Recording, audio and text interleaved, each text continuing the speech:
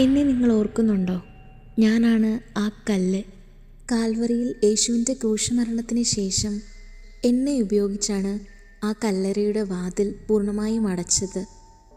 ഒരു പക്ഷേ പടയാളികൾ വിചാരിച്ച് കാണും, പുറത്ത് വരാത്ത വിധം യേശുവിനെ ഞാൻ തടഞ്ഞോളുമെന്ന്. പടയാളികളൊക്കെ അങ്ങിങ്ങായി എന്നെ നോക്കി നിൽക്കുന്നത് കണ്ടു. യേശുവിൻ്റെ ശിഷ്യന്മാരും ഉണ്ടായിരുന്നു ആ കൂട്ടത്തിൽ. യേശുവിൻ്റെ അമ്മ മറിയവും ശിഷ്യന്മാരും കുറച്ച് സ്ത്രീകളുമൊക്കെ നെടുവീർപ്പിട്ട് കരഞ്ഞ മുഖത്തോടെയാണ് എന്നെ നോക്കി നിൽക്കുന്നത്.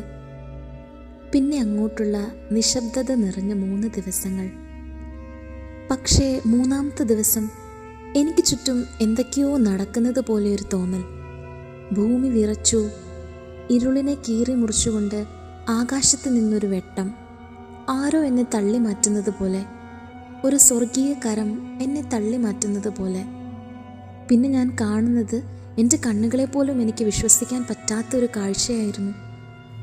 മരിച്ചു എന്ന് എല്ലാവരും വിധി എഴുതി ശീലകളാൽ പൊതിഞ്ഞ് കല്ലറയ്ക്കുള്ളിൽ വെച്ചിരുന്ന യേശുക്രിസ്തു അതാ ഉയർത്തെഴുന്നേറ്റിരിക്കുന്നു. എൻ്റെ ഹൃദയം സന്തോഷം കൊണ്ട് നിറഞ്ഞു. ഞാൻ ആദ്യമേ പറഞ്ഞില്ലേ, റോമൻ പടയാളികൾ വിചാരിച്ചത് എന്നെ ഉപയോഗിച്ച് ആ കല്ലറയുടെ വാതിലടച്ചാൽ പിന്നെ ഒരിക്കലും യേശു പുറത്ത് വരത്തില്ല എന്നായിരുന്നു. എന്നാൽ മരണത്തിന് പോലും യേശുവിനെ തടയാൻ സാധിച്ചില്ല. യേശുവിൻ്റെ ഉയർത്തെഴുന്നേൽപ്പിൻ്റെ ആദ്യ സാക്ഷി ഞാനായിരുന്നു. ഞാൻ നിങ്ങളോടൊരു ചോദ്യം ചോദിക്കട്ടെ?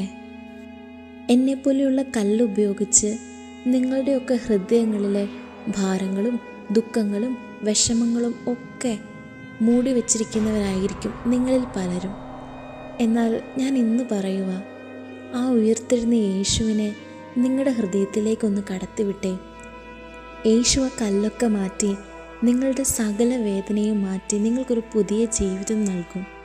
നിങ്ങളത് ആഗ്രഹിക്കുന്നുണ്ടെങ്കിൽ ഇപ്പോൾ തന്നെ യേശുവിനോട് പ്രാർത്ഥിക്കൂ. യേശുവേ, എൻ്റെ ഹൃദയത്തിലെ കല്ലിനെ നീക്കി എൻ്റെ വേദനയും വിഷമങ്ങളും ഒക്കെ മാറ്റി എനിക്ക് സന്തോഷകരമായൊരു ജീവിതം നൽകണേ. ഞാനും നിങ്ങൾക്ക് വേണ്ടി പ്രാർത്ഥിക്കാം.